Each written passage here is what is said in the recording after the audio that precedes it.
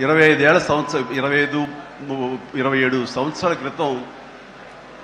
Blood దొరకక అనేక మంది ప్రాణాలు కోల్పోతున్నారు. అది ప్రసవ సమయంలో కానివ్వండి, అయితే ఈ యాక్సిడెంట్ సమయంలో కానివ్వండి, అలాగే తలసీమ వ్యాధిగ్రస్తులు కానివ్వండి, క్యాన్సర్ పేషెంట్స్ కానివ్వండి, ఇలాగ రకరకాల వ్యాధిగ్రస్తులు చనిపోతున్నారు అని తెలిసిన తర్వాత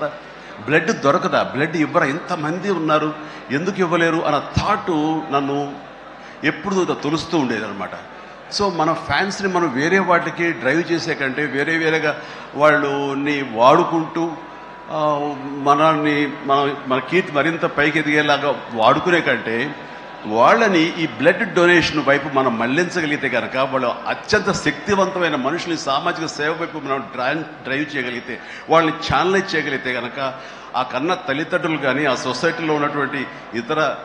వ్యక్తులు కానీ, ఆ సమాజంలో వాళ్ళు కానీ వాళ్ళ పట్ల ఉన్న దురభిప్రాయాలని పోగొట్టుకుని మంచి అభిప్రాయం ఏర్పడుతుంది కదా, వాళ్ళకి అల్లని సంతృప్తి వస్తుంది కదా, తద్వారా నేను కూడా ఎంతో సంతృప్తి చెందిన వాడిని అవుతాను. ఒక మంచి పని చేసినటువంటి